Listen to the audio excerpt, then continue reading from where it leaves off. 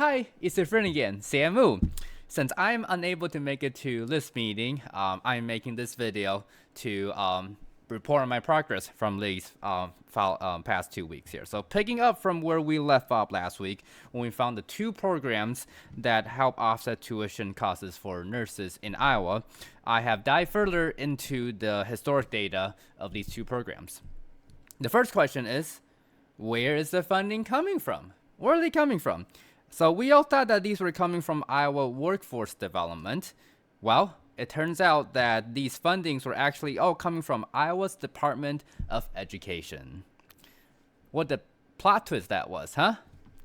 Okay, maybe it wasn't so surprising. These two programs are actually part of the broader section under Iowa's college aid programs. And in 2023, Iowa actually appropriated about like $95 million for the various programs under it.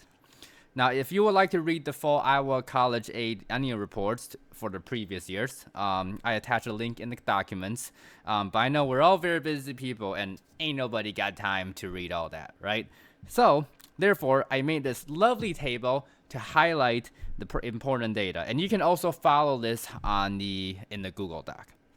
All right, let's get started here. Before I dive more into it, let's just quickly review these two programs here. We got the Healthcare Award Program and the Health Professional Recruit Program. One is $30,000 over 5 consecutive years, and the other one's $50,000 over 4 consecutive years.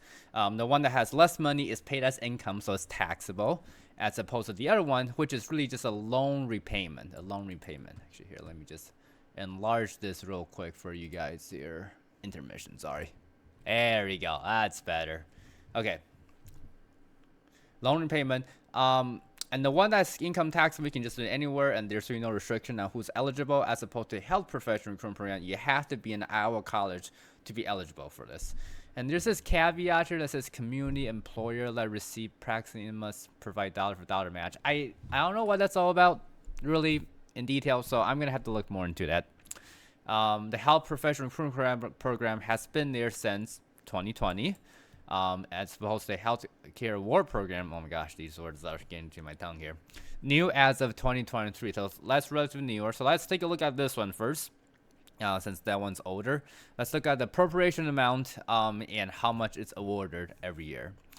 In 2020, it was appropriated $400,000, about 0.5% of everything appropriated, and ended up awarding $570,000. In 2021, same amount appropriated with $528,000. So it's been staying pretty steady there.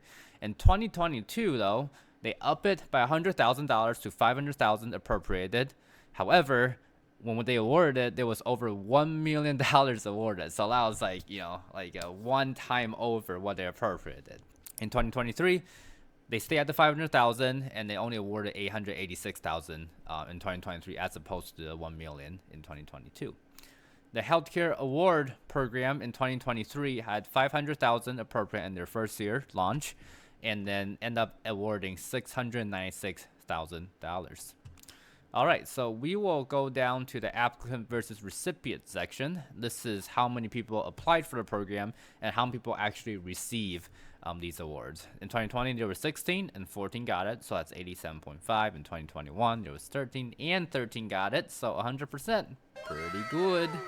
And then you got 2022, which is the year when the appropriate amount, the award amount doubled from the appropriate amount. There was 47 recipient, and they actually were able to award to 33 people, 70.2%. Pretty good. 2023, there were 50 people that applied, so even more than 2022. However, only 27 was able to be awarded, which is about 54%. In 2023, that's when the Healthcare Award Program came along, and we have a whopping 185 people who applied, with only 45 people receiving it. So that's almost like a quarter of all the people that applied that actually got the award. So this is the data that we got. Let's scroll down here, and let's just look at some observations here. What can we learn from all this? So observation, obviously you can see the demands for the award had increased over the years for healthcare, and really in general across the board for any awards. You can really see it in this table that they got back in 2023, and really I look back in 22, 21. For the most part, the award amount had always exceeded initial appropriations, and the number of applicants has typically exceeded the number of recipients as well, with greater disparity in the recent years. 2022, we've seen a sharp increase in applicant award amount for the healthcare recruitment program. And the healthcare award program particularly had a large number of applicants. And the first year that it came out in 2023, 185 people applied for it. So I guess good PR for the Department of Education getting this out. That's good. And I do want to note that in the past years, there's this KIBI grant, which is a skilled workforce shortage grant that was appropriated $5 million a year since 2013 when it first got launched. Now, if you don't know what the KIBI grant is, it's named after the former Iowa Senate President Jack Kibbe. Provides need-based financial assistance to Iowa residents enrolled in high-demand career education at Iowa community colleges. So if it's Iowa Community College, obviously that means associate degrees in nursing, and they actually bunch nursing and allied health together. But those two together had typically been close to 50% of the award recipients from the data from 2012 to 2018. I don't have any breakdown from 2018 afterwards, but from 2012 to 2018, you can see that this category, nursing and allied health, it's almost close to 50% for every single year. So that's a pretty big chunk of the grant that's going towards healthcare there. All right, let's go for some question and some work I have to do for the next meeting with these data and observations in mind. Okay, so first, is it possible to increase the initial appropriation amount, right? Can we even influence this on the legislative standpoint? Is there enough to go around, you know? And then if we can influence this, what are the chances of creating a separate program for areas that are outside the eligible service commitment area? Remember, the eligible service commitment area is applied to these two programs. You have to be serving in these areas that are typically rural area that are having higher needs for healthcare workers. But with the nursing shortage getting more severe and severe, are we able to extend these programs to places who are more urban, but maybe just give them less money? That way, the eligible service commitment area still has a high incentive for people to work there. But maybe it's good to have another program for urban areas as well. And what's a good starting amount? What do you think? The third question is, are there enough to go around? I kind of mentioned that in the first question, but really my question is this a zero-sum game? I just feel like we need to be mindful of how much we're asking, since I have a feeling after looking at this, I'm like, you know, they're not really doing too bad of a job trying to recruit people for healthcare. Because even though like the grants are only like 0.5% of the entire appropriation, but healthcare is one of the few professions in the whole awards that has specific programs / grants just for these industries. So I think that's pretty good. And if you look at the KIBI grant, we are like 50% of the awarded recipients in there.